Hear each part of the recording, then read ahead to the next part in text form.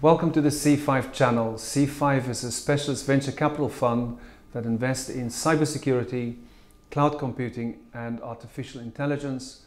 Today, Arno Robbertse, the chief executive of one of our portfolio companies, ITC Secure, has come to have a cup of tea with me here in London. Arno, ITC Secure advises some of the world's leading corporations about their cybersecurity. In your conversations with the chief executives and the boardroom directors of these global corporations, what's on their mind as they go into 2019 and they consider their cybersecurity risk? Thank you very much, André, and thank you very much for having me here today at C5. Working with these executives over the last 20 years, helping them manage the risk of cyber, we've really seen it develop over the years, from the early days of the internet to the advent of security applications and security at the perimeter, focusing on the insiders and our people inside our companies. But right now, the big threat they're all worried about is the risk in their supply chain. The companies on which their own business depends upon, the companies which they share data with and who process the data on their behalf. These third parties are risks, only not just to their revenue and their ability to operate, but also to the obligations that these companies have to their end clients and the regulators. This reminds me a bit of how the application of the Foreign Corrupt Practices Act evolved, because initially it was all about managing anti-corruption risk inside the enterprise, and then increasingly it became about your partners, your vendors, your suppliers. And it seems as if the same thing is happening in cybersecurity. Are there tools at the disposal of enterprises for managing this third-party risk, the risk that's essentially sitting outside of the enterprise? That's exactly right, Arno. This is a very new area that enterprises are having to grip at the moment. For the time being, the way they have been solving this is through their own through contracting correctly with their partners, but also through doing manual questionnaires. So asking their partners, how do you address cyber risk? And a few key questions. Sounds very labor intensive. It is both labor intensive, but it's also a snapshot in time.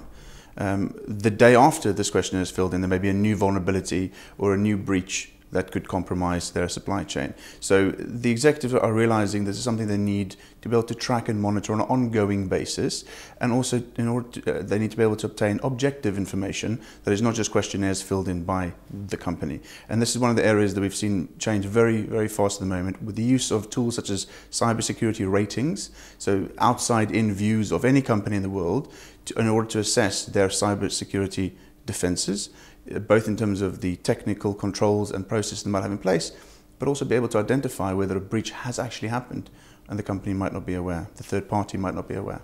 This sounds a lot like credit risk ratings, which of course has been with us in the business world for some time, and we've got some very big global brands around some of these rating agencies. Do you think we'll end up in a situation where every firm, every enterprise will get a cyber risk rating that will impact whether someone wants to contract with them, want to do business with them? How do you see that developing? We've already seen a few of these rating providers gain traction in the market and have their cybersecurity ratings bound into either third-party contracts or actually from investors, binding in what their cybersecurity rating of their investment company is and holding them and obligating them to maintain that rating throughout the life of either the contract or the investment. And with these cybersecurity ratings, as they do with credit ratings, you're able to compare two companies. You're able to aggregate that up into an industry risk. So you're able to create benchmarking and establish highs, lows, medians, where we want to be as a company. This is another metric for executives that can be objective to help them assess where is their own company. And I think what companies forget there sometimes is they are a third party in their own right.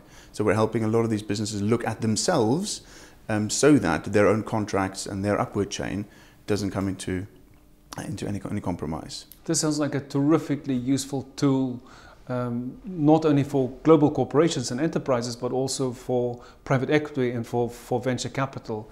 And as you say, you can assign a risk rating to a company and ask them to maintain that for the life of your investment, which from a venture capital perspective is terrifically helpful. And now with the services that ITC and others have built around that, we're able to deliver that on a continuous 24 hours a day basis. So it's no longer just a snapshot in time, but it is live to within a couple of hours. So therefore reducing the amount of time that reducing the time, therefore the impact that any cyber breach may have on your investment or your third party. Well, that sounds transformative. What are the other areas of innovation that you see chief executives and boardrooms are finding useful to manage their cyber risk? What are the other areas of innovation that they also worry about? We're seeing a lot of businesses embrace digital transformation and have cloud strategies or cloud adoption strategies. And with that opportunity of that processing in the cloud, the flexibility and the opportunity that comes with that, it also comes with risk and it comes with security aspects. Well, here at C5, we are great believers in the transformative power of the public cloud. And certainly one of the big changes I've seen in my career both as a cybersecurity professional but also as an investor is how cybersecurity has moved into the cloud, and with world-class companies like Microsoft, Google, Amazon Web Services, the public cloud has become perhaps one of the best and most secure cybersecurity options. And I think that you're exactly right. And what these providers, such as Azure Cloud, the Amazon Cloud, and the Google Cloud, have done is they have also found out where their responsibility begins and ends. So with the new shared responsibility models that these cloud providers have put in place, it is greater clarity to the companies about what their responsibility is, number one. And these cloud providers are making the tools and technologies to secure the cloud and advise to secure their cloud solutions more readily available to companies. So understanding where that responsibility begins and ends has been great clarity for businesses in recent years. But that the cloud migration and the digital transformation strategies remains a high topic for executives. That's tremendous, and we've heard so much directly from the large cloud providers about how much they are doing to really drive cybersecurity, to make the public cloud even much safer than using your own data center. And I think that's going to be a key driver for digital transformation going forward. Completely. And in the early days of cloud, these providers gave you the infrastructure, easily accessible, easy to use through a user interface, and the rest was your responsibility. They are now realizing that if somebody's using their platform on Azure, AWS or Google, and they have a breach, there is some shared responsibility to the provider, even if it's perceived by the public or by the company. So they are being much more proactive in how they help companies. Well, great institutions like the BBC is architected on the public cloud and use the public cloud not only to protect their listeners but also to drive their own digital transformation strategy. I'm sure that's a great source of comfort to all of us. And what are the other areas that you see chief executives are worrying about when they look at the cybersecurity landscape for 2019? A really important aspect has been the changing regulatory landscape that we've seen, not just in Europe but globally. And this, you're referring to things like GDPR? That four-letter acronym that was almost unavoidable in 2018, but that was just focusing companies who have a presence or operate in Europe. Which is pretty wide, given that many US corporations, companies from Africa, from Asia, the Middle East, all have some exposure to the European and a lot of these companies didn't realize the level of their exposure until they began to look, which is really what GDPR was intended to do. For companies to look themselves in the mirror and ask themselves, what data do we collect? Do we have the right to collect it? How are we processing it? Who else has access to it? And how are we securing it? So that's been a great maturity for companies who touch on Europe. But also, as we look into 2019, that regulatory landscape is due to change even more with the e-privacy directive in California. It's going to be a tipping point as to how the US... e-privacy directive. Tell us a bit more about that. It's specifically a data privacy directive focused on the state of California, and very much like GDPR, imposing requirements on the processing of personal data and the disclosing of companies about how that data is being processed and making sure that it's being collected in the right ways. And if that were to be successful and gain traction in California, it'd be very interesting to see how that expands through the rest of the states in the US. Then on the global footprint, we're seeing changing data privacy regulations in South Africa. There's new ones coming in India, Japan, Australia. So looking to capitalize on this best practice and this big example that GDPR has set in Europe.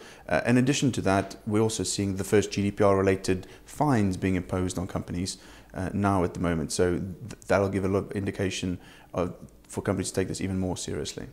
Well, privacy and cybersecurity increasingly seem to be coming together as almost one issue, and the value of our data as consumers and users are, I think, now definitely being recognized, and hopefully that will also raise awareness amongst consumers and users that they have a responsibility to protect their data and to make informed decisions about who uses their data and how they apply their data.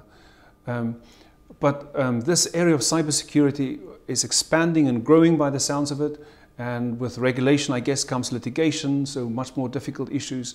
Are there enough people, are there enough professionals in this space? Where's the talent coming from? Talent is one of the big issues that both companies and service providers in the area of cybersecurity have. It is a new, growing, ever-expanding market with new degrees being offered at university and new additional training courses, governments more recently focusing on apprenticeships, retraining and bursaries in this area, but it's still the number one shortcoming that we have in the sector. If we read some of the statistics, then in 2019 already, there will be over 1 million unfilled cybersecurity jobs globally.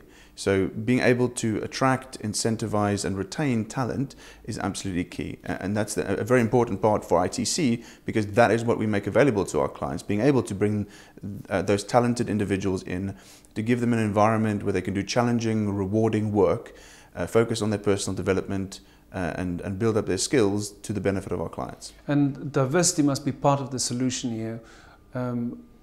Finding talent amongst people who have not historically been given an opportunity to work in the cybersecurity space, and also being more diverse from a gender perspective. And I was delighted to hear that the digital minister for the UK today announced the start of a cyber training school specifically focused on women leaders in cyber technology. Diversity is a very important theme that we follow and believe in here in C5, and this seems to be part of the solution also in cyber. The attackers that are launching these attacks against us individuals and our companies globally every day do not come from the same race, creed or gender.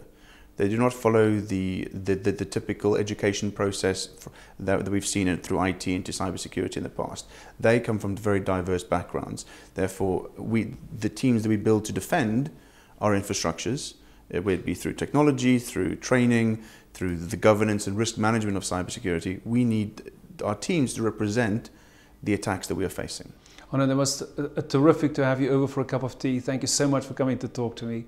We can go on for hours more, but we'll wrap it up there. Thank you very much, André.